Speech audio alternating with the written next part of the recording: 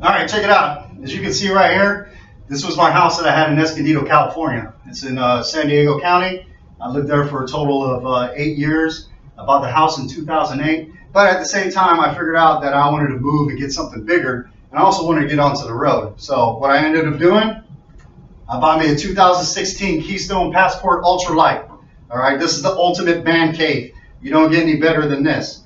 Okay, now, what's going to happen with this class is that hopefully by the end of this period of instruction, you're going to have a better understanding of how much it costs for you to own an RV, vice paying a mortgage for a house or also getting an apartment. Two, I'm going to cover some of the costs when it comes to purchasing an RV and also when it comes to the point of buying groceries for an RV. And then on top of that, I'm going to cover just basic things for traveling when it comes to an RV too, which you'll see in some of my slides. So hopefully by the end of this period of instruction, I'm going to try to persuade you as young people, in order, instead of buying, getting a house and having to pay a mortgage, or getting an apartment and having to pay a lease for 6 months to a year, just buy yourself an RV. It's cheaper. And then plus later on in the Marine Corps, you're going to have to move duty stations anyway. You might as well just buy an RV so you connect it to your vehicle and you can roll out and do different things.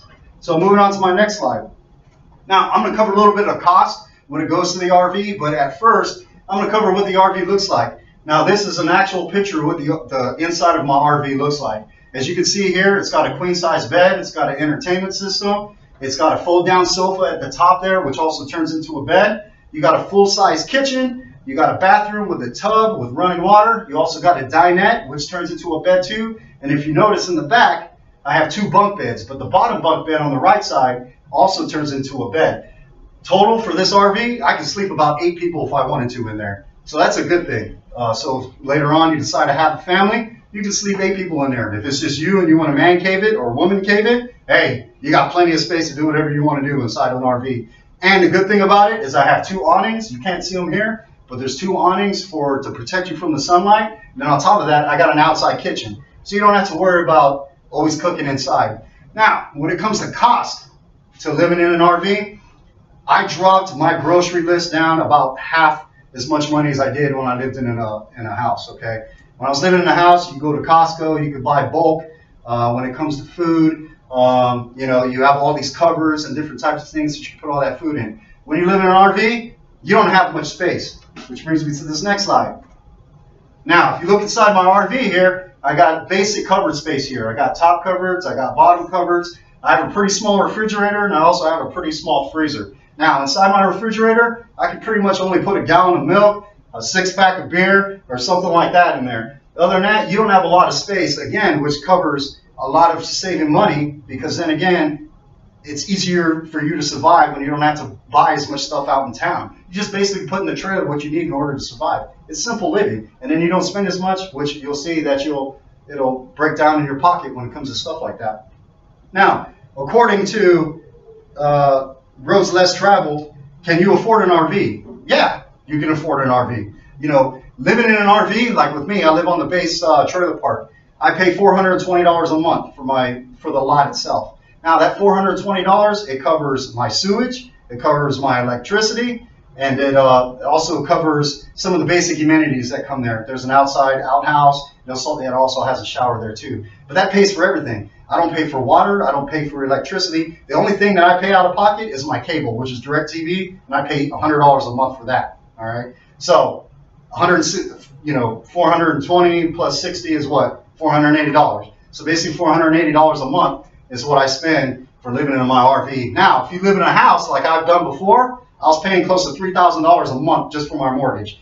That didn't even cover the electricity, that didn't cover the water, it didn't cover my HOA fees, it didn't cover none of that. But living in an RV, smaller living, cheaper, easy to go. Now, that's just the RV park I live in right now. If you choose to, you can live in an RV park that's outside the base, which will cost you $1,000 or more, but they have just different amenities, which is not a bad thing. Now, moving on, the best things about living in an RV is traveling, okay? If you notice here, this is a picture of Sun Life Stadium. That's down in Miami where the Miami Dolphins play. I'm a huge Miami Dolphins fan. So what I did is I parked my RV there. We went to Sun Life Stadium and we tailgated. So at the end of the game, people take off and they go. I can sit there and I can sleep, live in my RV because it's my house, and just roll out in the morning. Not a big deal, right? Simple living. Next. Hey, this is a picture of Key West. I spent some time in Key West for a week. I paid $30 for the hookups, and then from there, I lived on the beach, and I basically went snorkeling, I went diving, I went lobster diving, I did all types of stuff. It was a good time, and I had a blast. Another good thing about living in an RV is your neighbors. If you don't like your neighbors, you can hook up your trailer and just roll out at any time you want. Or if you have neighbors like this, like I have at the RV park, you can have some good toga parties, you know what I mean? So hopefully at the end of this pyramid instruction, you got something better. Like I said, I'm just trying to persuade you as young people, in order to buy an RV so you can save money, which is going to be cost effective for you in the long run. So at this point, do I have any questions from you guys? Yeah. How exactly does the heating work there? Sorry. All right, the heating work on an RV is pretty much, it's a plug-in, so it's a 50-watt amp. I plug it in, okay? During the summertime, you have the air conditioner that runs, but during the wintertime, there's a propane tank. All right, it costs you $25 a month. You can run the propane tank, and it's going to keep your RV heated the whole time. Do I have any other questions? Well, hopefully, I hope you guys got something out of this pyramid instruction, and hopefully, later on you decide not to buy a house, or you decide to get an apartment because it's too expensive for you right now. Do something cheap and get yourself an RV for the next few years, and have a good time. Thanks a lot, guys.